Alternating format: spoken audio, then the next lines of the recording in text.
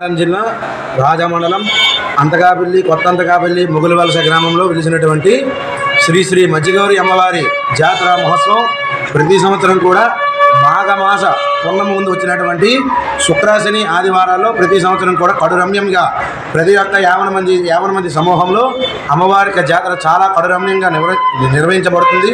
అలాగే ఈ చుట్టు గ్రామంలో ఉన్నటువంటి ప్రజలు 50 మంది కూడా ఈ యొక్క గ్రామంలో ప్రతి ఒక్కరు కూడా ప్రజలు తండోపదండాలుగా ప్రతి ఒక్కరు కూడా అమ్మవారికి దర్శనార్థమై వస్తుంటారు. అలాగే అమ్మవారికి ముఖ్యమైన తిరిగా ఆదివారం రోజుగా అమ్మవారికి ముఖ్యమైన వారం ఆదివారం కాబట్టి ఆదివారం చాలా జనసంద్రోహం చాలా ఎక్కువగా ఉంటుంది. అలాగే సుమారు 50 సంవత్సరాల క్రితం మక్క అప్పలనాయుడు గారు రాయగడ మజ్జిగౌరి అమ్మవారి దర్శనార్థమై వెళుతుండగా ఒక ఎద్దుల బండి సమూహంతో కొంతమంది యొక్క బంధువులతో రాయగడ మజ్జిగౌరి అమ్మవారి దర్శనం వెళ్ళి వచ్చినటువంటి అదే ఎద్దుల బండి మీదుగా అమ్మవారు కూడా రావడం జరిగింది. సుమారు అమ్మవారు ఇక్కడ వెలిసి నేటికి 50 సంవత్సరాలు అయ్యింది.